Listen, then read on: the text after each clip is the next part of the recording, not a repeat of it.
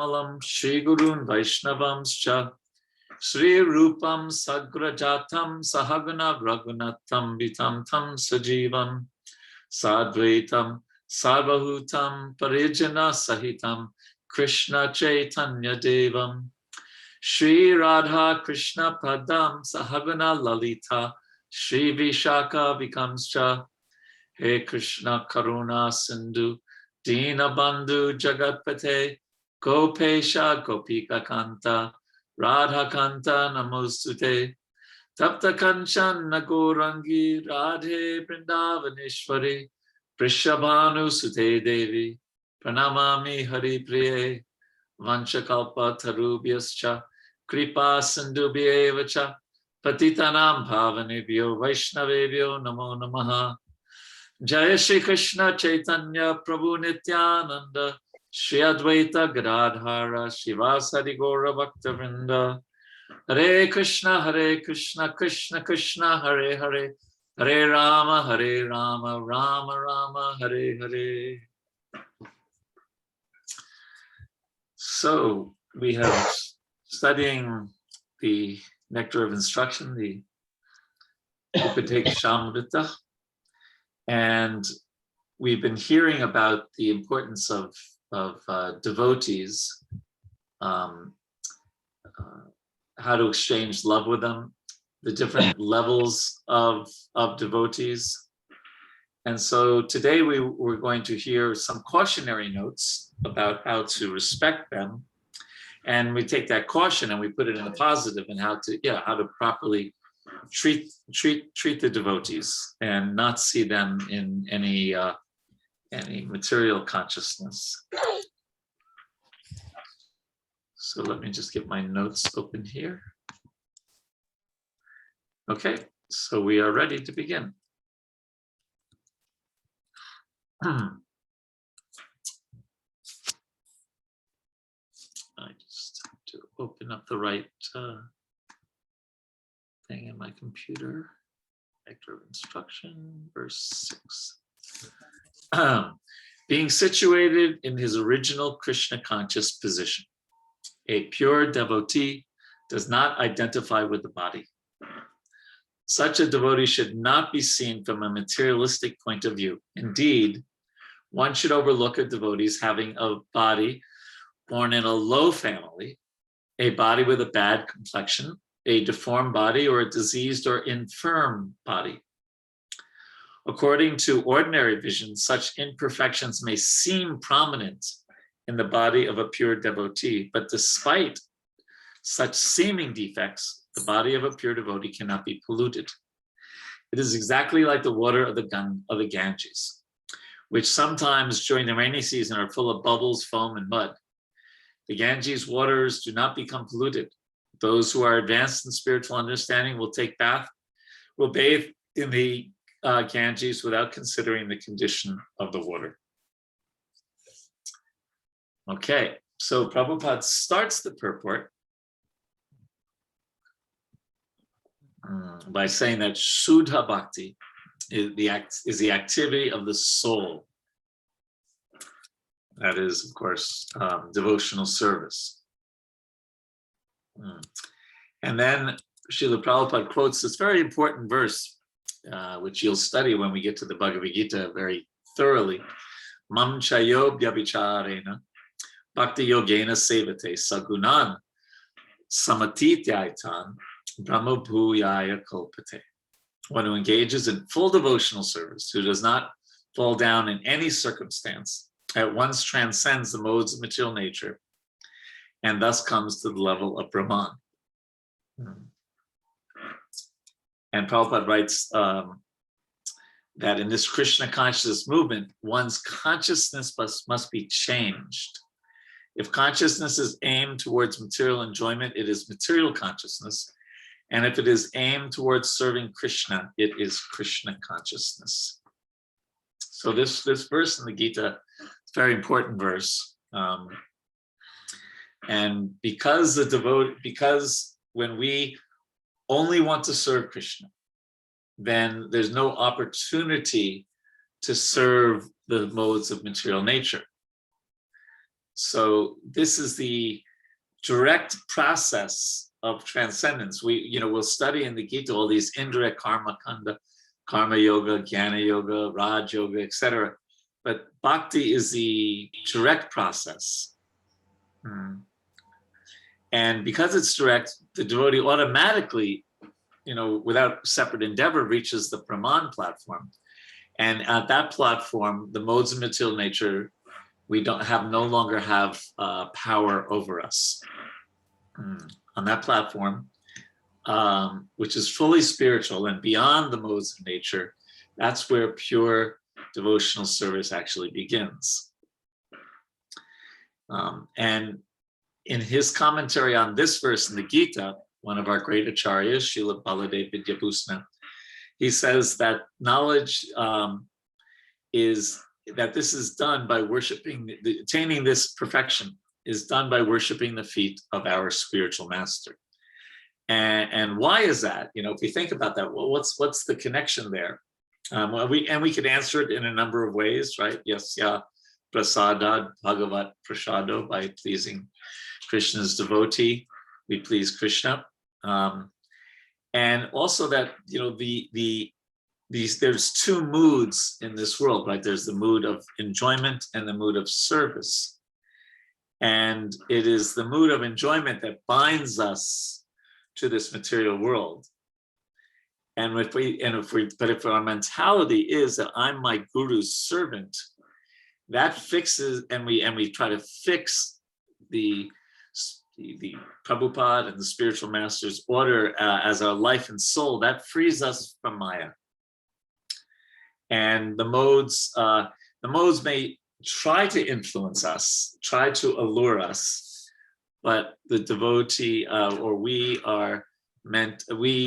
get the power, the strength to not give in to those pushings of the modes of material nature. And one other interesting thing in this verse, Mamchayo, because someone in 1426, someone would say, well, why Brahman? Why is Brahman mentioned here?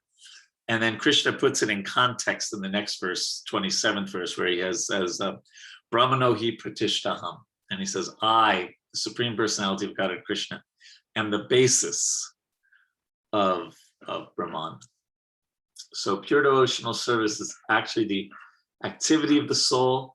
And when we engage in it, we transcend the modes of material nature much quicker and much more in a fixed way than through any other yoga process.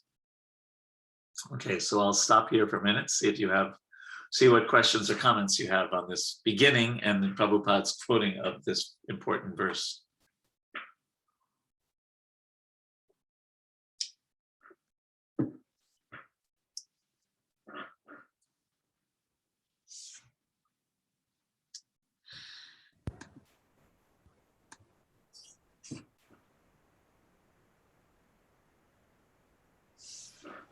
Hare Krishna Prabhuji, Dandavat Pranam. This is Premdata Chaitanya Das Prabhuji. Yes, Prabhu. Prabhu, I have a question about the starting statement in the purport where it is saying Avyavicharini Bhakti means unalloyed devotion. A person engaged in devotional service must be free from material motives. But that statement more applies to the devotee who is at a pure devotional level, right? So we at the neophyte stage, to be honest, most of the time we have certain motives, even if when we are doing services. It can be in a subtle way, puja la pratishtha, if we are not doing physical services or managing. And then when we are managing the services, then our motives becomes how to complete the service somehow and, and show it to everybody that, I'm a wonderful manager or whatever. So that motive to please our seniors, please Guru and Krishna somehow goes in the backseat. So how should we balance this, Prabhuji? We have to work on it. There's no real, if we are convinced that there's a saying, there's no other show in town, right? Like if there was only one movie theater and it's and there's no 2 screens or 3 screens, there's only 1 screen. And you want to go to the movies, you don't have any other choice. There's only 1 show in town. So that's a mundane example. But if we understand that really we want to become Krishna's pure devotee. There's nothing else that I want to do in this life. I may be millions of miles away from it, but it's the only show in town for us. And if we have that consciousness fixed, then gradually we will traverse the impurities that may still be in our heart. And it may seem that it's really hard, or we may even think impossible to become pure like that. But then that means we're not having faith in Prabhupada, in Krishna, and in the process, because we have more faith in our impurity than in Krishna's ability to purify. So we should have that faith that Krishna he is so powerful, he can even purify us. Because it may, we look at ourselves and we think, oh my God, everything I do has even when I'm doing service, I'm thinking, is everyone watching me as I'm offering the arti? Or, do they know that I cooked that preparation that everyone thinks is so good? Or I distributed so many books? What to do? We've been, Krishna, Buli, Sejiv, Anadi, Bahirmukh. We've turned our back on Krishna for so long. But our service to our Guru, our service to Iskcon, our service to Prabhupada, it's the only show in town. So despite all my impurities, I'm going to keep on trying, and even try harder and pray harder. And I'm sure Krishna will help. How's that sound, Premdas Prabhu? Yes, Prabhu. Thank you, Prabhu. Thank you so much. Okay. Other questions or comments?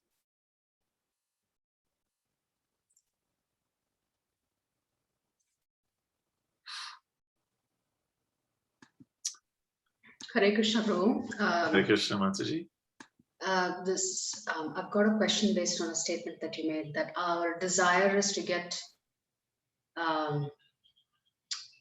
pure bhakti for Krishna. Is that in itself not prohibitive for us to progress? Having that kind of... Is that prohibitive? What do you mean by the word prohibitive? I'm not sure what you mean in that context. In the sense, just constantly thinking about, I want to become a pure devotee of Krishna. Yeah. Does that itself not color your tendency to focus on something way out into the future, where you're not able to focus on just following? That's a good point. That's a good point. Just like I think you have some corporate background, right, Mataji? Yes. Yeah. Yes.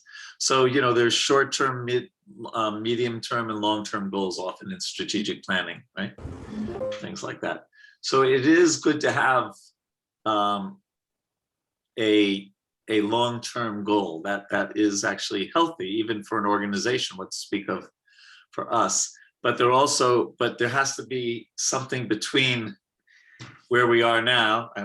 Where we are now and that long-term goal, right? If everything in the middle is just like a kitchery, it's going to be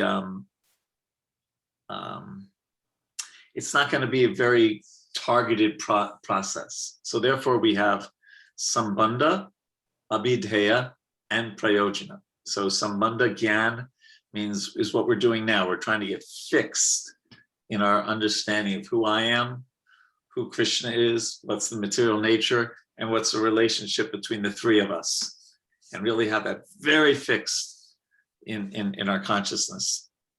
And then once we have that, then the Abhidheya, the process on how to get to that long-term goal is one of our main focuses. And the process, I think you know as well as I do, it's chanting Hare Krishna, it's serving devotees, it's hearing the Bhagavatam, it's worshiping the deities, etc.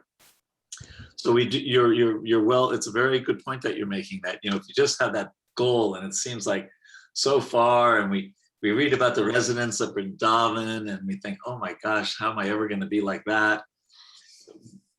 But at the same time, we become attracted to that. We hear the Krishna book. We read the Krishna book of the 10th canto of the Bhagavatam, the Chaitanya Charitamrita. We think, wow, this is so sweet. This is so nice. And we think it's, that it is a worthwhile goal. And then we say, well, what am I going to do about it? If we think, well, nothing, I'll never make it, then that's not good, right? If we think, okay, I know what I have to do. I have to, on a daily basis, chant Hare Krishna attentively. On a daily basis, try to serve Vaishnavas. And we have a plan. And we have, and then we go through our schedule. Again, if you're in the corporate world, everyone has their, Google Calendar or Apple Calendar, or whatever we're using. And we have a plan that we put in place in our day, that we're doing some activities that lead us to that distant goal. And it's kind of nice, just like if you're driving, I used to drive a lot from Mumbai to Pune. That was like one of the first Pakka roads that were created in India, right? It's a very nice road. And it's kind of encouraging when it says, you get a quarter of the way and it says Pune, so many kilometers, right? And then the next one, So similarly,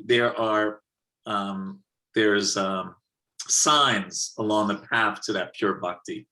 And Rupa Goswami has given that. We'll study this a lot when we do the nectar of devotion. There's 9 stages: Ado Shraddha, Tata Sadhu Sangha, Bhajana Kriya, Anartha Nivritti, Nishta, Ruchi, Ashakti, Bhava, Prema.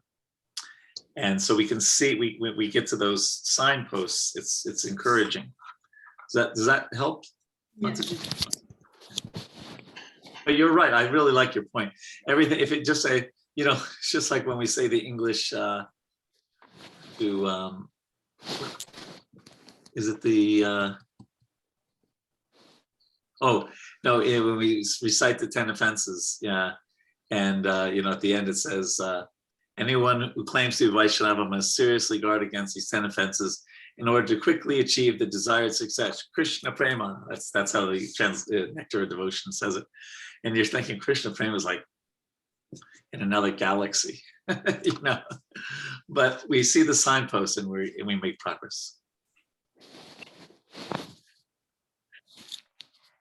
Anything else? Okay, let's carry on, and we'll have time for more questions. Okay, so the next point is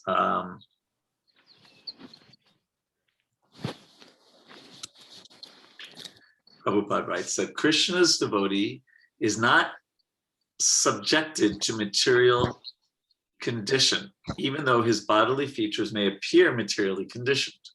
One should therefore not see a pure devotee from a materialistic point of view. Unless one is actually a devotee, he cannot see another devotee perfectly. There's a saying in English, it takes one to know one, right? And that's also true because, we'll read something about this in a minute. Let me just continue. I'll talk about it now, although it's a theme. So Jayadvaita Swami, he was Jayadvaita Das Brahmachari then. He asked we're very grateful to him because he asked a very important question to Srila Prabhupada, and we got to hear Srila Prabhupada's answer. Okay, so I'm going to read this to you, but listen really, really carefully because this is super important and it will help us not make any offenses against senior devotees, against our Guru Maharaj, etc.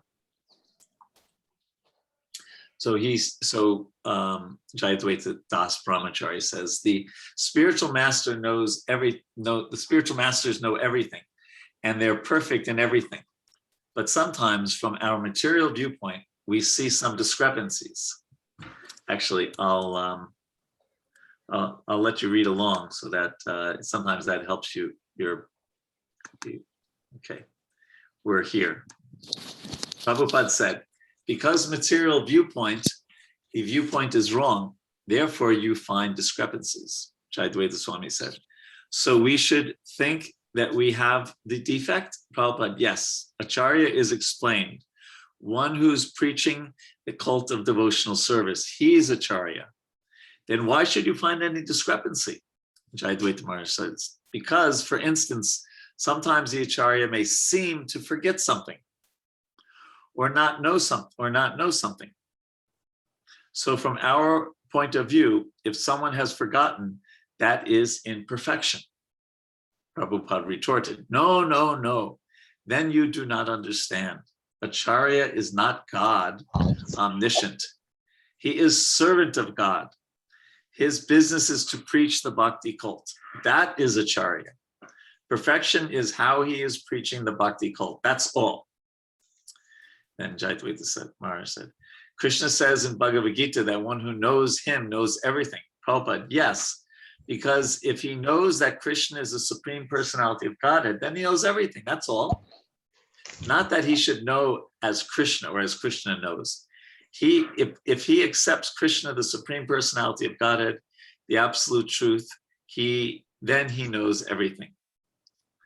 Then Jayadvaita Maharaj gave the example of Gaura Kishore Das Babaji Maharaj, who could not write, although he knew Krishna. Prabhupada, yes, he knows everything. Otherwise, how Bhakti Siddhanta accepted him as guru? He knows everything. That's all.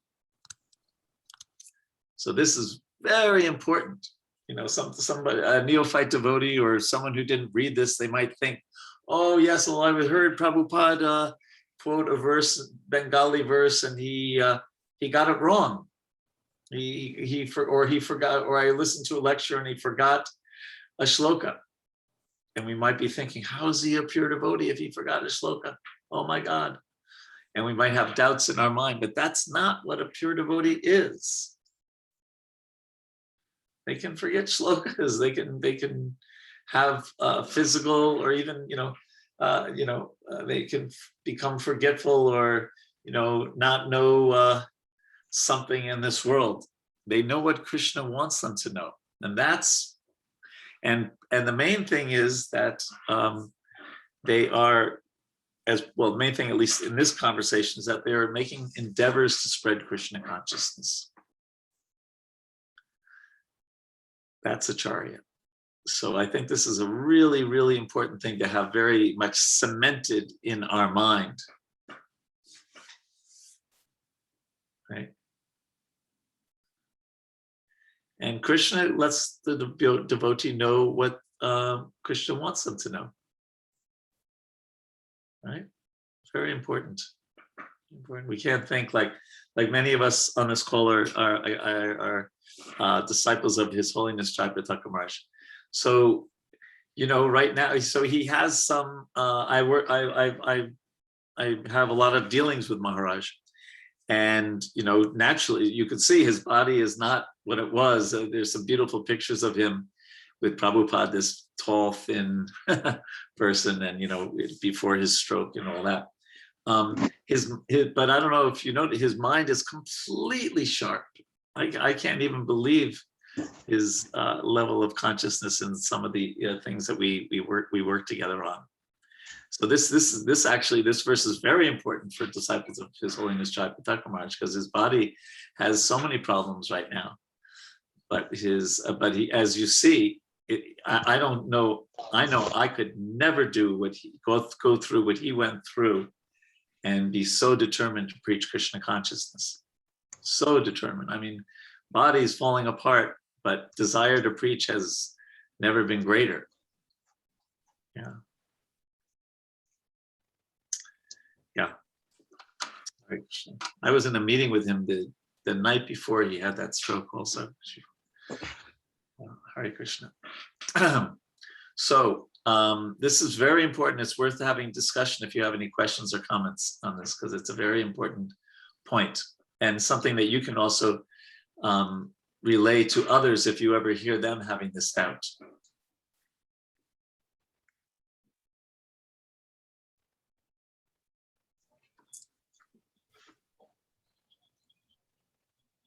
So I was actually, Prabhu, I was listening to these short video clips that are there of memories of Srila Prabhupada.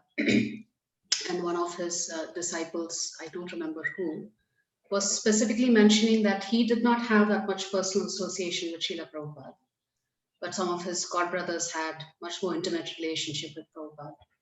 And he recalls that the fact that he benefited from not having that personal relationship or intimate relation with Srila Prabhupada because he could see him as an acharya. Whereas the other disciple was telling him, because of the closeness that you sometimes have with your own guru, you have a tendency to focus on some of the imperfections, right? So from that standpoint, he was saying you are better off because you were able to see Prabhupada as an acharya and always held him on that in that high regard. Whereas for some of us, it was a little bit more challenging for us because we had a much closer and intimate relationship with Srila Prabhupada. So I was just able to relate to what you were saying, that when you get very close to the Guru, I think that is the true test on whether we accept them as an acharya. Yes. And Prabhupada talks about that. He said familiarity can breed contempt in two ways: a lot of association with the guru, or being a pujari. One can become familiar, overly familiar with the deity or with the spiritual master. And so it does take some serious advancement. Hats off to devotees like Hereditary Prabhu, Shruti Kirti, who were for so long Prabhupada's personal servant and didn't fall into that trap.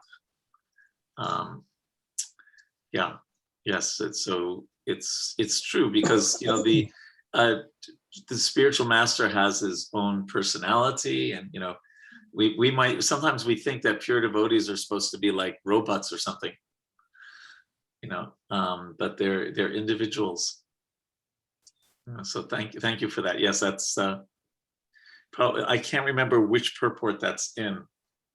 Maybe in the Chaitanya Charitamrita, where Prabhupada gives that warning about that intimate association. One has to be careful. Just like we see in when Madhavendra Puri was passing away, and Ishwara Puri was in the right consciousness. He served him in all the ways that you have to serve someone who's pretty much unable to take care of their bodily needs. And Ramachandra Puri, on the other hand, just found fault, and and didn't have that service attitude. Good point. Other questions? Can I say something, Prabhu? Yes. So actually, this little bit of caution and a little bit of a touch of formality is probably a very good precaution in all Vaishnava relationships, not just with one's guru, because if we are very close working relationship with our colleagues and people that we work with, even there, if we tend to drop our guard and don't remind ourselves from time to time that he's a devotee, he served this many years, he's this, he's that, our mind, by some kind of a natural inclination, tends to focus on faults, etc. So I would think that this as a principle is universally applicable, not just with respect to one's guru, and that should become a culture, in the sense that we respect the guru, we respect Vaishnavas, we respect scripture, we tend to become familiar and don't give the kind of importance that are the Vaishnavas or guru or deities, or for that matter, prasadam, anything, if we are not reminding ourselves constantly that thanks to Srila Prabhupada, we have been blessed with the association of all these spiritually very potent, powerful substances And we shouldn't spoil it by familiarity, which tends to happen if we are not constantly conscious. Well, yes. Thank you, Prabhu. That comes up later in this purport very strongly about Prabhupada even calls about the mad elephant offense. And I think we even spoke last week about, it's a very good point you're bringing up, that Jesus said that, you know, the way you treat the least of my followers is the way you treat me. So, and there's a saying, right, that it's anyone can be respectful to a king, but it takes high character to be respectful to the sweeper in the street, right? And Prabhupada tells a story of that also. I think he was on a train. Anyway, I just remember there was a woman who was just like sweeping the train, but he was anyway. She said that she commanded so much respect, and everyone was. I don't remember the whole story, but so I won't tell it. But it's a very good point. And this is not but, it's an and. When we have, we also want to have very close friendships. You know, the kind of friendship that you can really reveal your heart to that person. You can joke around with that person sometimes. You can be kind of familiar with that person. And if it's done well, and with, you know, like you're saying, Prabhu, with some guarding ourselves about offenses, but besides that, if it's done well, it can be really nourishing. You know, it's good to have some friends who are peers that we can, you know, really share our thoughts with. You know, I feel fortunate that I have a few devotees in that category, and I've seen, just like as an example, I guess I won't mention who, but some GBCs who are very sannyasis who are very, very, very close friends. So I remember one time they were taking prasadam, and one of the sannyasis said, just put all the prasadam in the center of the table, and we'll just pick at it. And you know, by Pukka rules, that would be inappropriate, right? You know, he should be served and all this. But he said, no, this is like cowherd boy style. You know, this is what the cowherd boys would do with Krishna. And so they had that kind of friendship where they weren't looking about, oh, did you wash your hand before you took that next chapati or whatever. You know, it was done with such love and affection. So as a general rule, with all people, we have to be careful not to offend. And we should find, and we're lucky if we have some intimate friends that we can share Krishna consciousness with. Thank you. Other comments or questions? There's one in the chat. Oh, thank you. From Murari Madhava Prabhu. In the history of Iskcon, we have seen there were some fall downs of few initiating gurus who were direct disciples of Srila Prabhupada. How to understand this aspect related to our present discussion and shloka?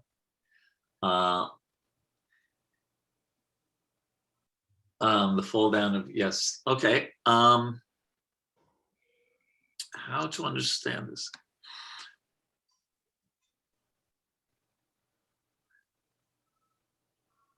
Well, each of those devotees have their individual relationship with Krishna. And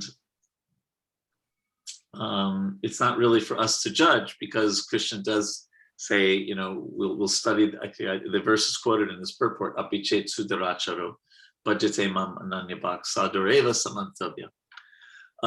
That sadhur eva, that someone should be considered a sadhu. And most of those devotees who had some struggles are now doing devotional service again. We have to understand maybe it's helpful to know the history. Can you either raise I hope you all know how to use the reactions at the bottom of your screen. There's something that says reactions, and there's one that says raise hand or thumbs up. Could you raise your hand or put a thumbs up if you've been practicing Krishna consciousness 6 years or more?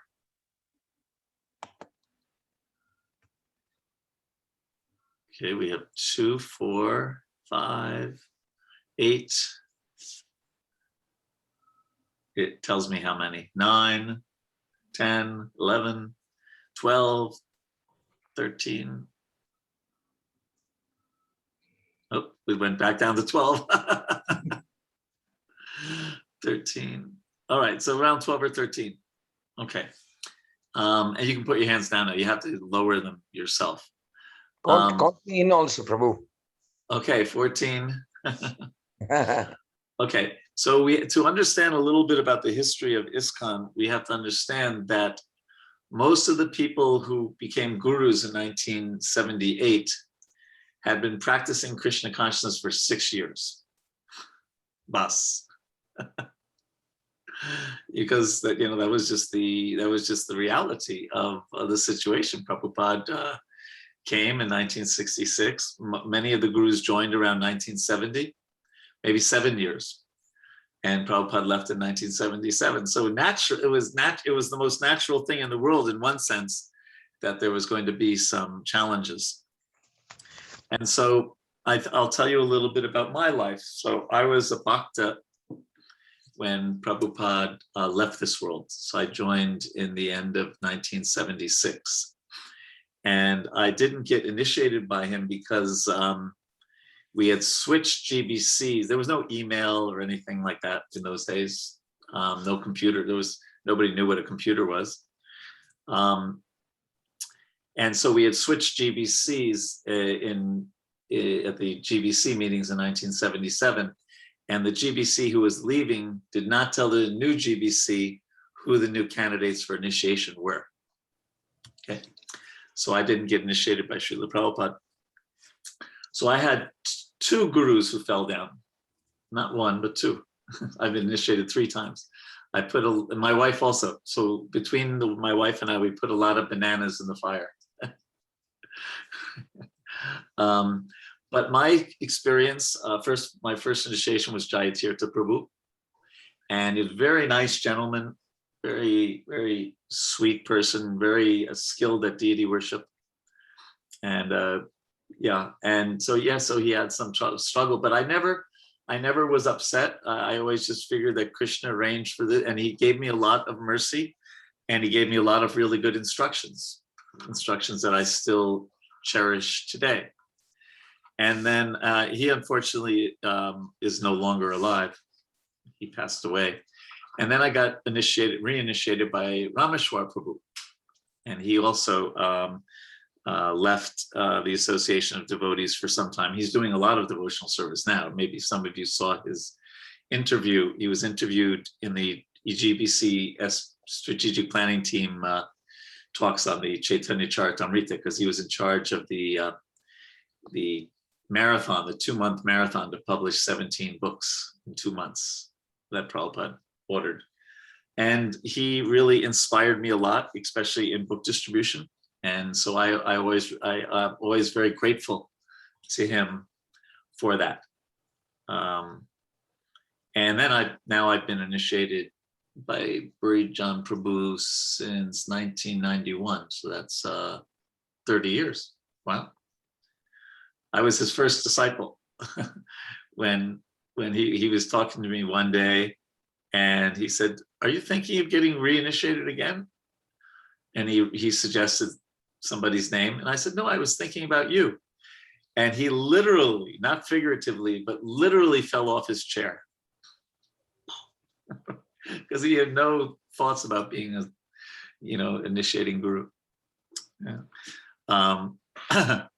So the reason I don't like to tell my personal stories a lot, but I think this helps to answer Murari Madhava Prabhu's question, that I have nothing but respect for those other 2 Vaishnavas who gave me initiation before, and Rameshwara Prabhu, of course, he's doing great devotional service now, and Jayatirtha Prabhu, that's between him and Krishna what he is, and him and Prabhupada, what he is doing now. I assume he had a very auspicious next setup by the Lord after he passed away. So this verse is still there, that one should have respect for devotees, and they may have some problems. But there's a beautiful verse. Maybe someone could post it. I think it's there's two verses, I believe. Canto 1, chapter 5, verses 17 and 19, I believe. If someone could post those, I think that's the one where Narada Muni is talking about the power of bhakti. Is anyone working on that? Let me know, otherwise I could find it. I'm pretty sure that's at 1.5.17 and 1.5.19.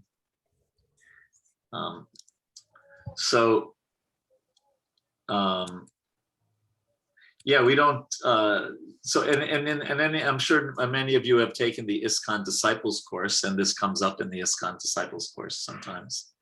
This point. So I hope that answers your question, Prabhu, by my kind of personal story.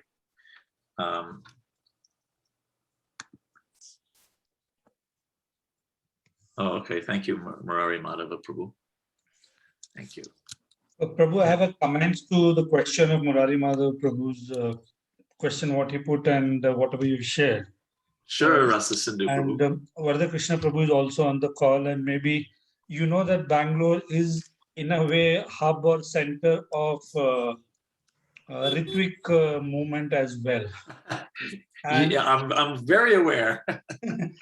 And very often they use the fall down of the previous gurus in Iskcon as their supporting statements of justifying a Ritvik stance. Yeah, but it's oh, here we go. Guru Swami put, my dear, I'll answer that in a second. My dear Vyas, even though a devotee of Lord Krishna sometimes fall down somehow or other, he certainly does not undergo material existence like others, because a person who has once relished the taste of the lotus feet of the Lord can do nothing but remember that ecstasy again and again. And thank you also to both Guru Swami and Achyuta Padaravinda. So there it is, right by Narada Muni. Yeah, well, it's yes, it's unfortunate that we have that history in Iskcon. Like I said, Prabhu, I think if you take a step back and you look at it historically, it's what really should happen. I think the greatest reaction is thinking of people like Jai Pataka Maharaj and Sri Dayananda Maharaj and others. I'm trying to think if there's another one, who have come out with flying colors, even though they, that's amazing. That's how powerful their devotional service is. But like I said, I tried to make that point that, could you imagine, I don't know when did you join Rasa Sindhu Giridhari Prabhu? When did you get initiated? Prabhu, I've been with the movement for the last 23 years. Okay. I got initiated about 8-9 years back. I was on the Ritvik side, if I can say so. Acha, okay, very good. Not very good about being on the Ritvik side, but you know what I mean. So imagine if after 6 years of chanting Hare Krishna, you were Shakshadhari and everyone was offering you Guru Puja every day and falling at your feet, and men, women, families, everyone was giving you money and wanted you to drive in a Mercedes or a BMW. Or do you think it might have gone to your head? It would. Yes, it was a very difficult situation.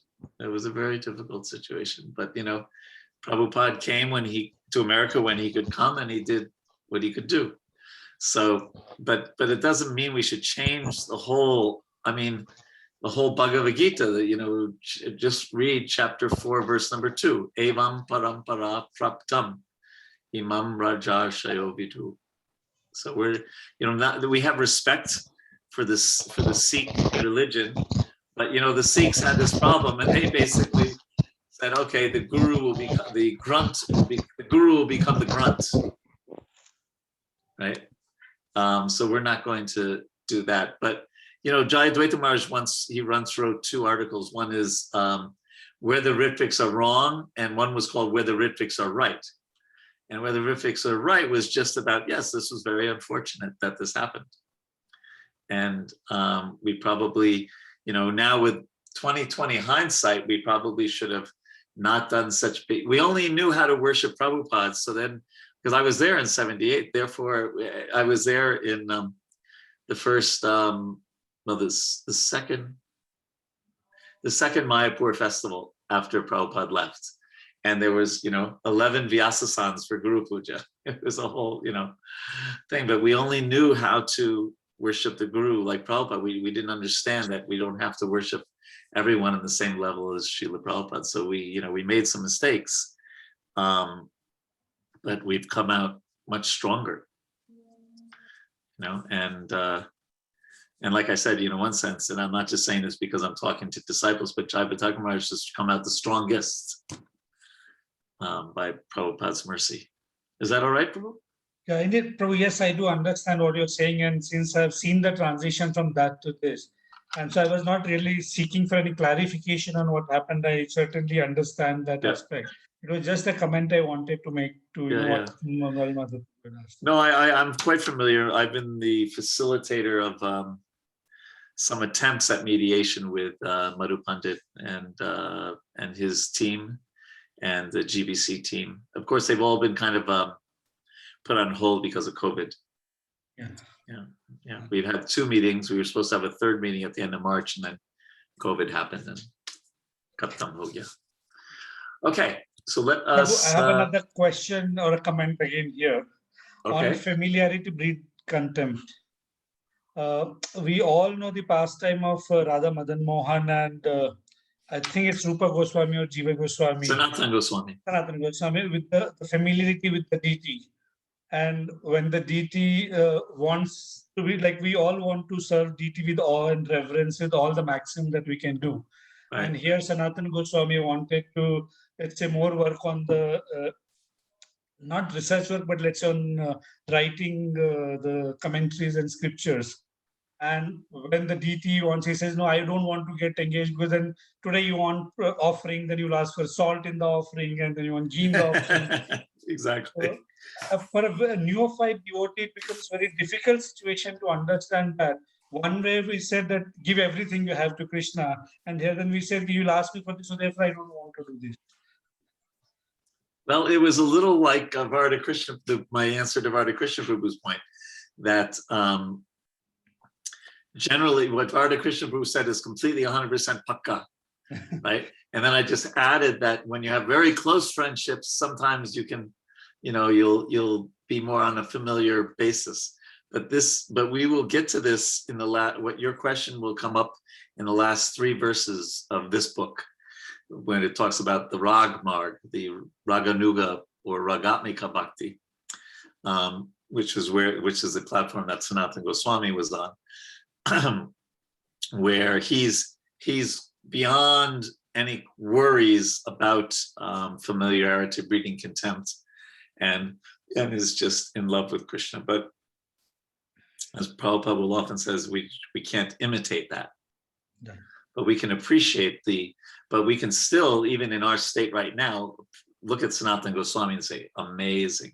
He has so much love for Krishna that he can say that. And if we study the Chaitanya Charitamrita, especially the Adi Lila, we learn that actually Krishna really, really relishes that kind of treatment when he's the subordinate and he's being chastised by the gopis, or corrected by his parents, etc.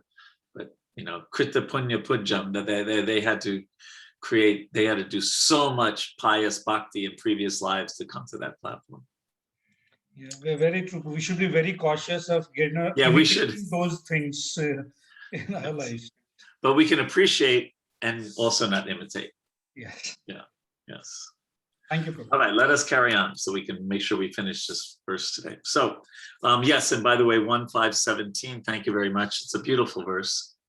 And so now, Apichetsu, Prabhupada quotes Apichetsu Daracharo.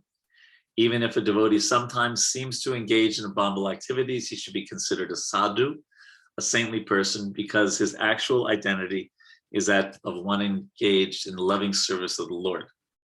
In other words, he is not to be considered an ordinary human being. Now, the key words, if you're looking at this verse in the purport, the key word is budget. One of the key words is budgete mam, ananya bhak. That means they're really practicing bhakti. It's one who absorbed in bhakti. And now, if that person is absorbed in bhakti like that, and they commit some of them, this verse totally applies. At the end of the purport to this verse in the Gita, Prabhupada says, but if you do not take advantage of this verse, if you're still doing all kinds of nonsense, then you're not a very high devotee, is the exact word Prabhupada uses in that purport. But it is a good warning for us. That even though, and so then Prabhupada gets into some details. Even though a pure devotee may not be born in a Brahmana or Goswami family, if he is engaged in the service of the Lord, he should not be neglected. So, and a little later, therefore, the Goswami title is not hereditary. The word Goswami refers to one who can control his senses, who is the master of the senses. A devotee is not controlled by the senses, but is the controller of the senses. Consequently, he should be called Swami or Goswami, even though he may not be born in a Goswami family. So we really do want to be super careful about judging people by their birth. And we have to be, I think with all due respect to all of you, I think we have to be, because I lived in India for 21 years, we have to be even maybe a little bit more so in India, where this shows, last time I was in India, people were still reading newspapers instead of, going online, hindustantimes.com or whatever. But I remember seeing, I think it was on Sundays, they would have the matrimonials. And there would be, so-and-so, and they would mention the caste, Brahmin looking for, or they mention the color of the woman's skin, very light skinned, so all these things, very bodily concept, very bodily concept of life, right? And so many of the advertisements are in India about trying to help ladies become lighter skinned and things like this, very bodily concept of life. So we don't want to, especially if we were born in a Brahmin family or a higher caste family, we have to be especially careful in dealing with other Vaishnavas to not think that, oh, they were born in such and such family. Prabhupada was not born in a Brahmin family, right? The Day family I was looking it up today is usually considered Kayasta, which is a high caste, but not Brahmins. So we want to be especially careful of this. Anyone who's chanting Hare Krishna, we judge them by last week's verse, not their level of Krishna consciousness. And I know for us on this call, you've all done that because Jai Pataka Maharaj wasn't born in a Brahmin family, right? But we do want to be. This is so important, and this is really a way to bring peace in the world. When we're talking about the impact that Bhagavad Gita can have on humanity, all over the world, people are in the bodily concept of life, right? And if we act, and if we start by ourselves not being in the bodily concept of life and preaching to people about the importance of that people are souls, Vidya Vinaya Sampane Brahmane Gavi Hastini Suni Chaiva Sopake Cha Pandita Samadarshina. And we treat people as our brothers and sisters because we all have the same Father, Krishna. And even exalted devotees, that's what Prabhupada's talking about here, someone who's, there's nothing wrong with being born in a Goswami family. That's great, but they don't have the monopoly on the title. And Prabhupada even then he goes on to even say that he has been criticized by giving the Goswami title to Americans. But that is bogus criticism, again, from the bodily concept of life. So we really want to be careful. And this is an important point about applying what Varda Krishna Prabhu was saying about avoiding offenses to devotees by not judging them according to their birth. And this is clear. Krishna says, guna karma vibhagasa, chapter 4, verse 13 of the Bhagavad Gita, chatur varnyam maya shreshtam, guna karma vibhagasa. That in the Varnashram system, it's based on guna, one's qualities, and the work that one is good at, not janma. Not janma. So it's a very important thing. And Prabhupada even mentions that Srila Bhaktisiddhanta Saraswati Thakur fought for this. And therefore we've been able to establish this around the world by his mercy. And he was almost killed for it in Vrindavan. Right? It's some people will, if you start encroaching on some people's business, they might do a lot of things to you. And so if you're encroaching on people's Brahminical business, or their pride, not that there's anything wrong with being born in a Brahmin family. There's nothing wrong with that. But Vaishnava is so beyond, because a Vaishnava is humble. And a Vaishnava is ready to offer all respects to others without expecting respect in return. And look how Chaitanya Mahaprabhu arranges, right? The Yuga Dharma is chanting Hare Krishna. And who's the Acharya for the Yuga Dharma? Someone who's born in a Mohammedan family. Haridas Thakur, right? Could have chosen Rupa Goswami, someone born in a Brahmin family. No, Lord Chaitanya arranges for someone born in a Mohammedan family, actually a Sufi family, to be the Acharya for the holy name. That's pretty, I think we should learn quite an interesting lesson from that, to understand the mood of Chaitanya Mahaprabhu. Understand the mood of Chaitanya Mahaprabhu. So, we have to be a little careful because our conditioning, Western devotees can think they're better than Indian devotees. Indian devotees think they're better than the West. We're just devotees. We have, Sarva Padi Vinirmuktam Tatparat Rena Nirmalam. Sarva Upadi, that means Upadi means these designations. Sarva Upadi Vinirmuktam. They should be gone. Questions, comments, thoughts on this important point?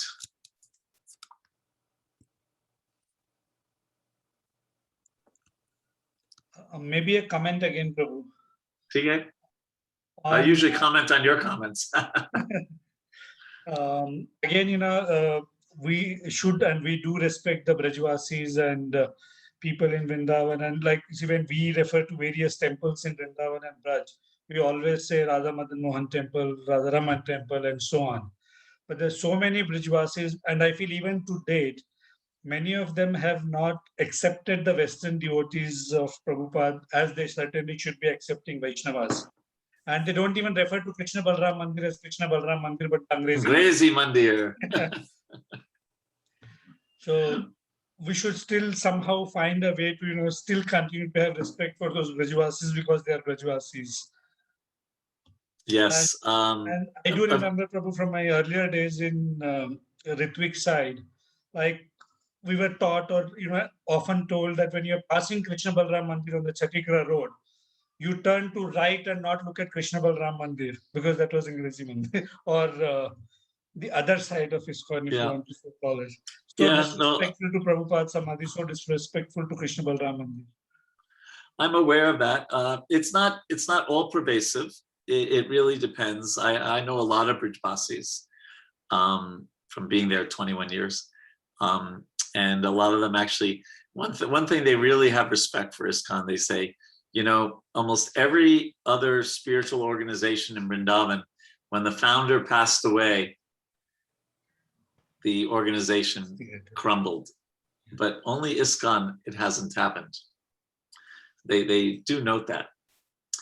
But Prabhupada and even Lord Chaitanya gave us a formula for dealing with the Brijbasis, and that was to respect from a distance.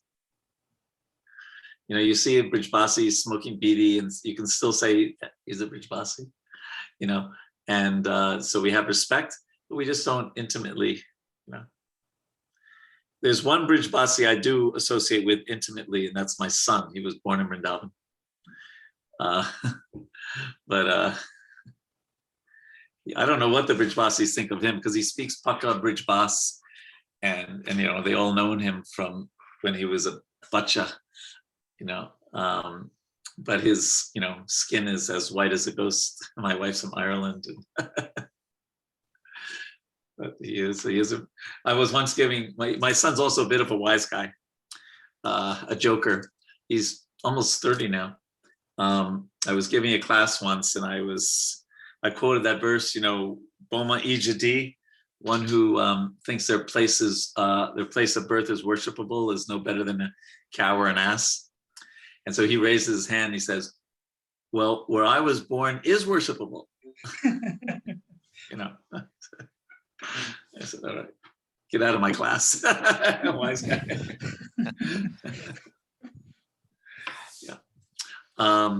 So respect Brijbasis from a distance. Yeah. But I think, over time that I've seen it improve over time from the 80s till now. And, over time it'll change more and more.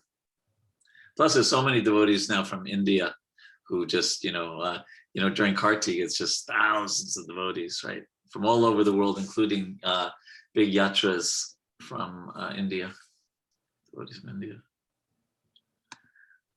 But certainly they didn't know what to make of us in the beginning. First time I went there in 1979, I was doing parikrama, and I ran into one of Prabhupada's godbrothers. And he said, can you quote a Bhagavatam shloka? And I was a new devotee. I'd been devotee, but so I only knew like a few. So I quoted a few, and he was like, okay, not too bad. Cello. I was just on the Prikram mark going around at that time. Yeah. But it's interesting that you bring this up, Prabhu, because Prabhupada does talk about similar points about his godbrothers indirectly in the purport here, if you've read it. Yeah. Other questions or comments? Hare Krishna Prabhu, Dandavat Pranam, Achyuta Padaravinda Das here. Yes, Prabhu. So, Prabhu, on this topic of born in a Brahmana family or Kshatriya Vaishya family, I have a question. And it is because of these people who have done some good sukruti in their past lives. They've been born into a Brahmana family and so on and so forth. And sometimes I fail to understand that how somebody from a non-Brahmin family can actually elevate and progress much higher in Krishna consciousness. So if you could sort of explain to us. Well, there's a few things to say. One is Prabhupada would often quote the saying, Kalo Sudra Sambhavan, that everyone is born a Sudra in Kali Yuga. And then there's also a Shastric statement. Maybe someone can help, maybe Bharata Krishna Prabhu or some devotees know this, but that demons take birth in Brahmin families in Kali Yuga.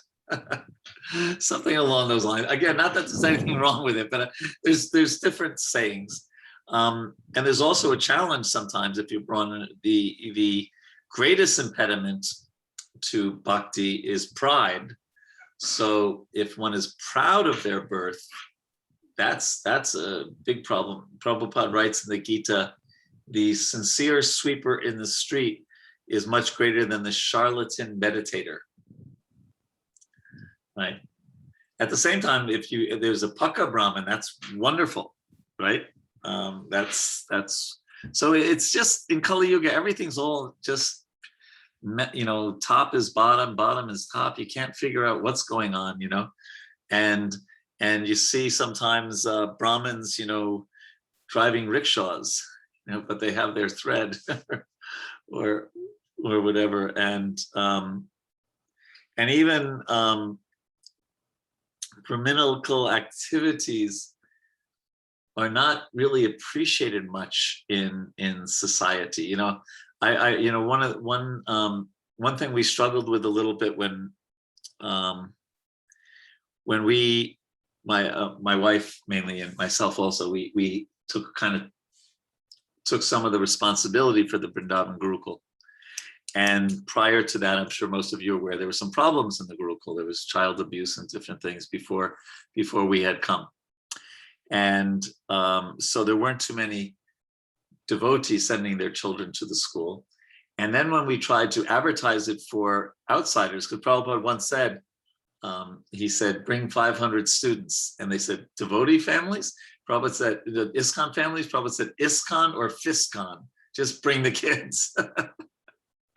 So, but then we found that at least in UP, at least in northern India, I'm not sure if it's the same in South, the word Gurukul gave the impression of some poor kid who can't make it in the real world, and from some poor family, okay, send him off to Gurukul.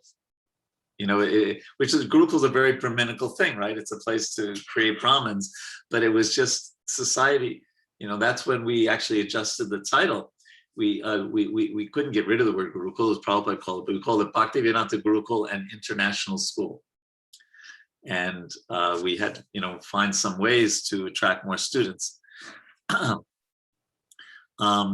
So it's also a challenge, isn't it? I don't know if it's the same in the South as in the North, but a lot of the kind of the prominent people, and also like you see, I couldn't even understand the Hindi TV, but I was told that there's sometimes TV shows where the Brahmin is kind of like made fun of and considered a little like, just doing the pujas for paisa and things like that, So it's such a kitchery, isn't it? Of, this and that, it's all over the place. And Prabhupada, in the midst of all of that, brought us the real deal, the real thing, the opportunity to become a Vaishnava Brahmana. And the Brahmin thread was introduced by Srila Bhaktisiddhanta Saraswati Thakur, right? Because prior to that, the idea was Vaishnavas are just transcendental to Varnashram. But in order to have, anyway, there's all the different reasons we don't have to go into now. So I just said a lot of things. I don't know if any of them really answered your question, but it's a complicated topic because the material world is complicated. And the Varnashram system is in the material world. And all these things that I mentioned are part of the material world, whereas our spiritual practices transcend them.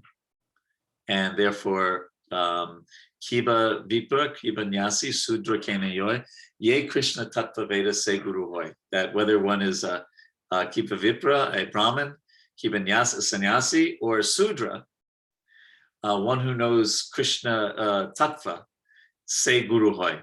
They're a spiritual master. Does that help at all, Achyuta Padaravinda Prabhu? Yes, Prabhuji, thank you very much. Hare Krishna. Prabhu, there are a couple of questions on the chat. Oh, thank you. From Rasika Ratika Devi Dasi. As you said about alliance in India, I was also looking for a devotee match, but being in Iskcon, also devotees see that one match from same caste, which is also one of the reasons for delay in marriage. Well, I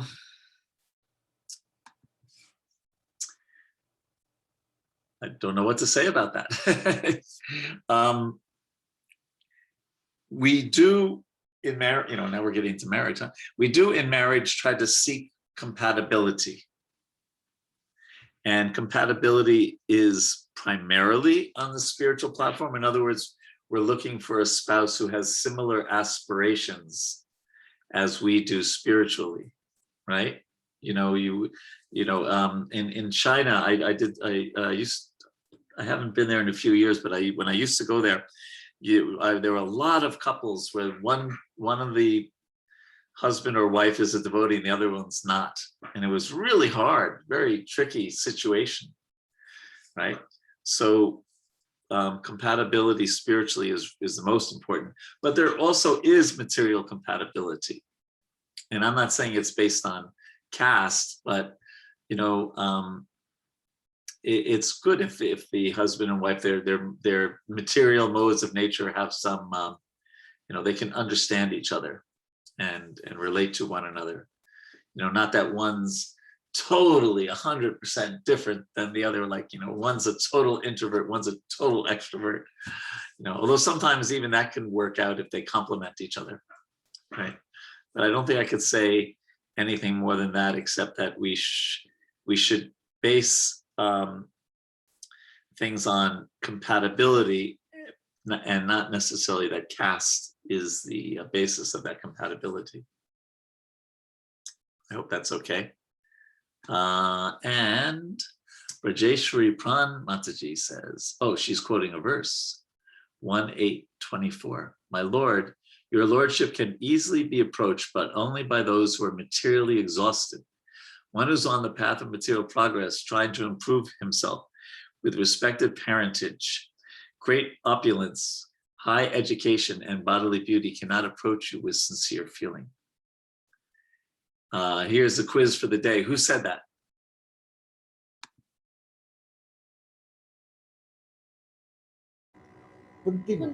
Yes, Queen Kunti. Yes. So she's saying it's not based on high parentage, and she comes from a very high parentage.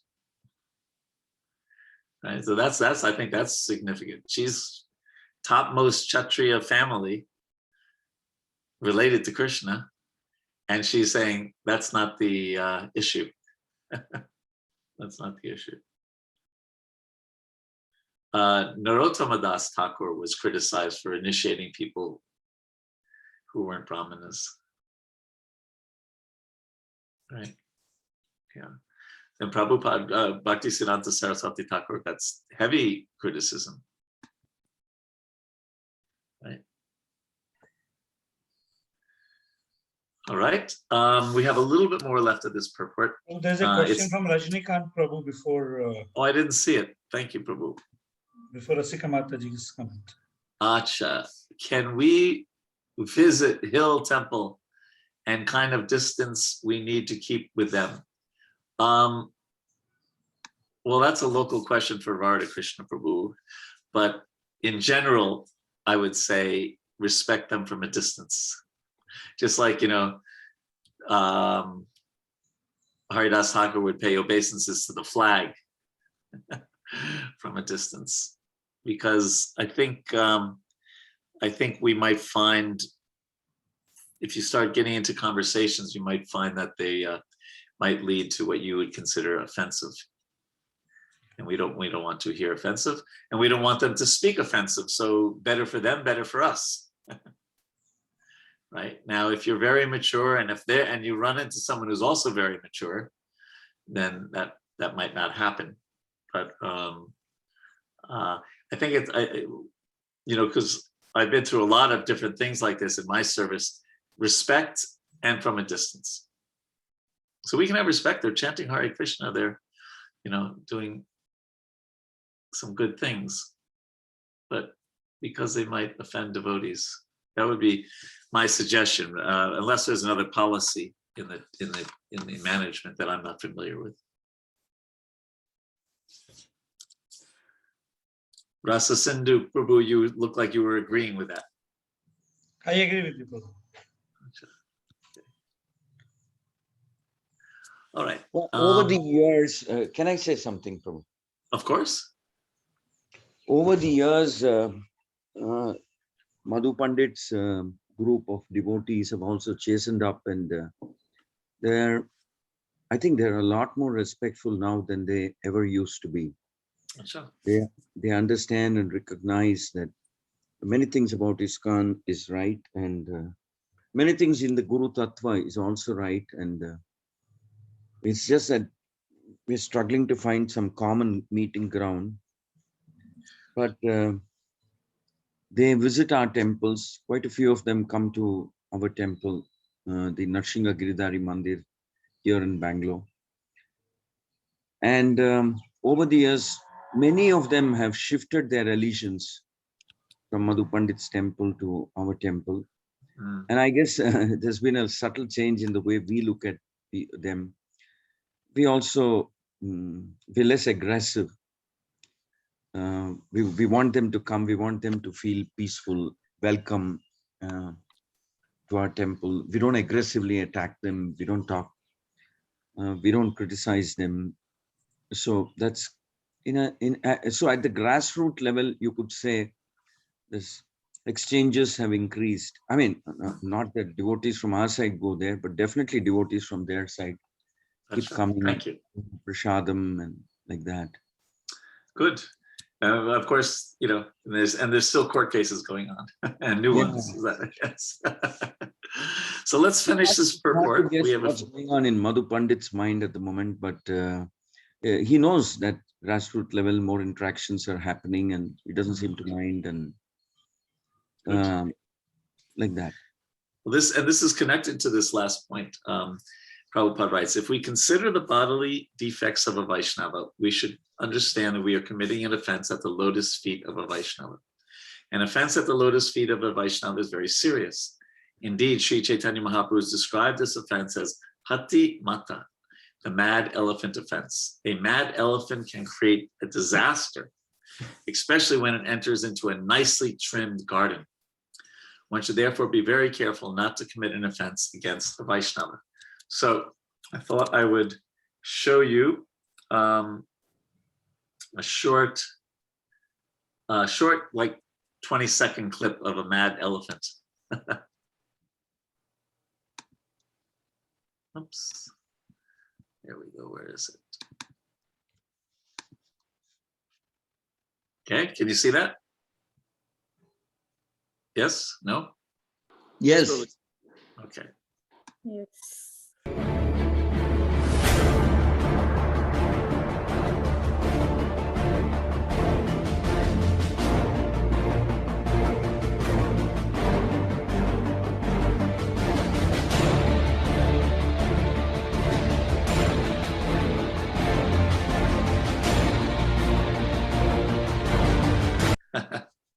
This is like, there's all different other ones, but anyway, you get the idea, right? They picked up that motorcycle, threw it into the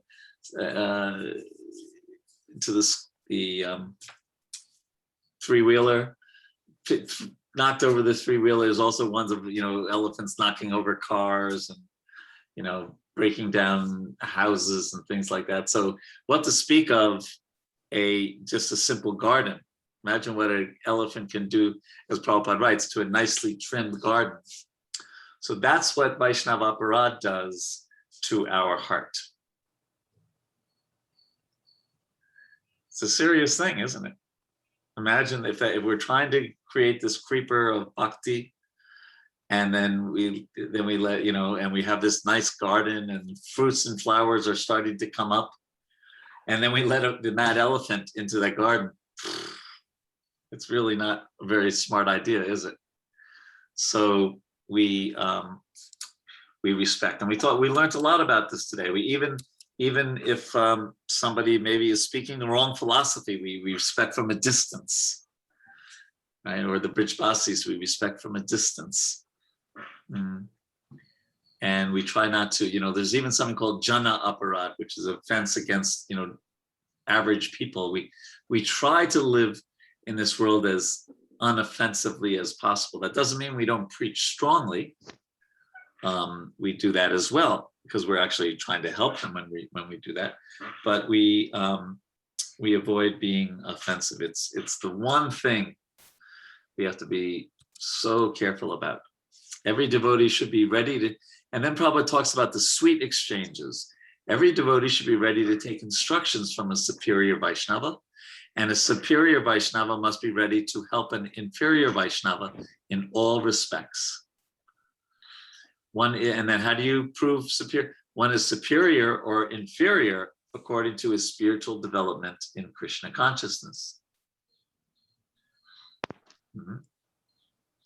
So we want to be super careful about offending. It's amazing how this theme has come up in several of the verses, isn't it?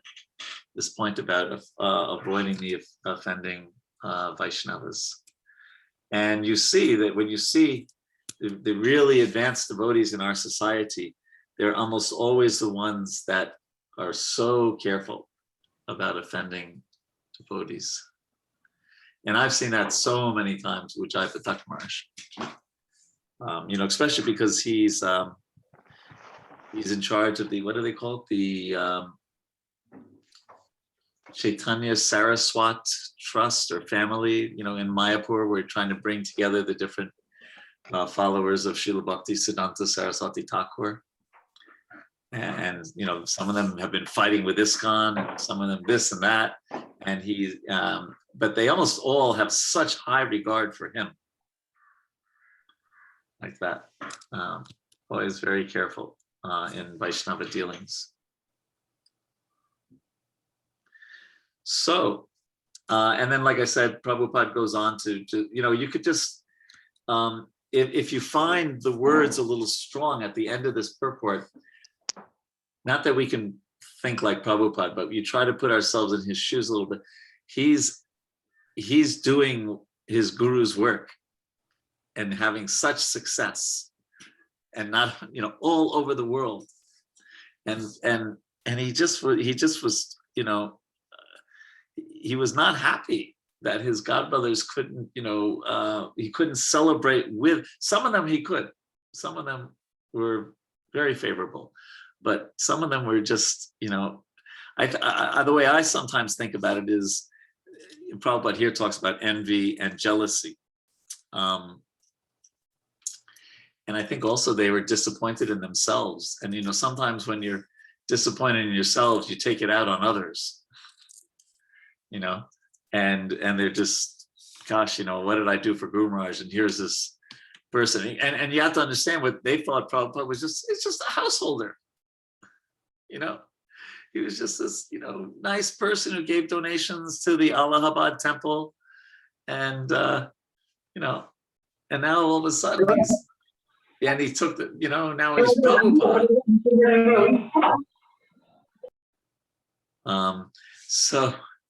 So I mean, I can understand their material consciousness, but it's so unfortunate that they couldn't, just see, wow, just relish the fact that their guru's mission was in such good hands and was becoming so successful.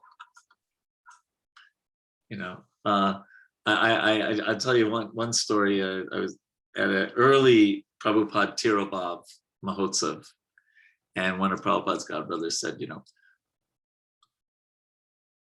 I could have done what Swamiji did, but I did not have that mentality. And in his mind, he was thinking the mentality of, spending time with Malechas and Yavanas and, the dirty West. And I must say, and I didn't want to be offensive, but I must, oops, someone's not on mute. Okay. But in my mind, I was thinking, yes, that person did not have Prabhupada's mentality, the one of Jiva Doya and compassion for all the conditioned souls and taking the Guru's instructions as one's life and soul. Yeah, it's true, he didn't have that mentality. So I thought that, Mother Saraswati was speaking, taking his words and applying them. And at the same time, when one time a devotee, this is good. This is a good point to bring up based on the question earlier from Murari Madhava Prabhu. One who was very envious of Prabhupada, and he passed away, and the devotee said, Prabhupada, he was so envious. What happened to him? Where do you think he is now? And Prabhupada said, no, he went back to Godhead. Prabhupada, how's that? He did so much service for my Guru Maharaj. So ultimately, those kind of things, that's between Krishna and that soul. So we have just a couple of minutes left. Any last questions or comments? Prabhu, I have a question, Ramakrishna here. This bodily defects, does it mean, one is handicapped, or one is blind, or one is deaf, kind of thing? Or it includes the mood, or the way he conducts himself, his character, are also included in the bodily defects? Well, I think that's a good way to look at it. Yes, but it's not just, yes, it could be their personalities, just like Jai Patak Maharaj has a different personality than Gopal Krishna Maharaj, or a different personality than Bhanu Swami, or a different, they all have their individual personalities, right?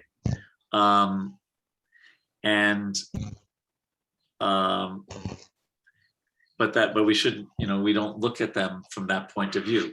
We look at them from the point of view, as Prabhupada says in the purport here, or what what I read you with the exchange with Jayadvaita Swami is, are they preaching Krishna consciousness, and are they, serving with their heart and soul Lord Krishna? So I think that's a good way to say that. Yeah, it probably includes their subtle body as well as their gross body. That's another way to look at it, right? Yeah, but whether they're, because there are some you can find in the Vedas, not in the Bhakti Shastris, but in the Karma Kanda Shastris, they should have this kind of hair on their chest, or this kind of nose. There's all these descriptions. But here we hear Rupa Goswami basically also writing all of that off, like, no, that's not. We have to be Saragrahi Vaishnavas, right? Looking for the essence. And the essence is bhakti. And the essence is service. Service to the Vaishnavas, service to Lord Krishna. So our time is up for this week. And we will continue with verse number 7. And we 7, just give me 1 second. Let me look at verse 7 for a second. Oh yeah, this is a beautiful verse. Wonderful. Okay. And we'll probably do 7 1 week, 8 1 week, and we might do 9, 10, and 11 all together. The purports are shorter, and it's about very high levels of bhakti. It's all about Vrindavan, actually. Yeah. Okay, so we will. Prabhu, do we have time for one last question? We have 2 minutes. Bolier. Prabhu, in the early part of the purport, it talks about a Madhyamadhikari. It says a Madhyamadhikari, however, can distinguish between a devotee and a non-devotee, as well as between devotee and the Lord. Thus, he treats the Supreme Personality of Godhead, the devotee and non-devotee, in different ways. So, is it in some way contradicting to Bhagavad Gita 5:18, Vidya Vinaya Sampanne? No, because he understands that they're all spirit souls. He understands that they're all ultimately lovers of Krishna, but he also sees that people are on different, have different levels of progress on that path, right? So he wants to associate with people who are further on that path, so that their Krishna consciousness can affect him. And he wants to maybe avoid the few truly envious people who are not very far on that path at all, or maybe going in the wrong direction, and who are going to hurt, maybe be an impediment for his path or her path. Can't hear it. So, yeah. So yes, the Madhyama sees four things, right? The Supreme Lord, the devotee, the innocent, and the envious. And he treats them all different, slightly differently. And so these last two, right? You know, that's the difference between Vaishnava Seva and Jiva Doya. Because Lord Chaitanya, he talks about three things, right? Nam Ruchi, Vaishnava Seva, Jiva Doya. Is that all right? Yes, Prabhu. Got it. Okay, our time is up for this week. Thank you so much for your association. You see, really, I'm the one who benefits from this because I get to study this and then talk about Krishna. So I thank you so much for that opportunity. And we will see you, Krishna willing, all this time next week. Hare Krishna. Hare Krishna. Hare Krishna, Hare Krishna. Kripa Sindhu Patitanam Pavanebhyo Vaishnavebhyo namo namaha. Thank you so much, Prabhu. Thank you very much, Prabhuji. Hare Krishna. Hare Krishna. Thank you very much. Couple of announcements. You please continue reading verse 7 for the next week, and also complete your assignments on time once it's up. I think probably tomorrow, day after.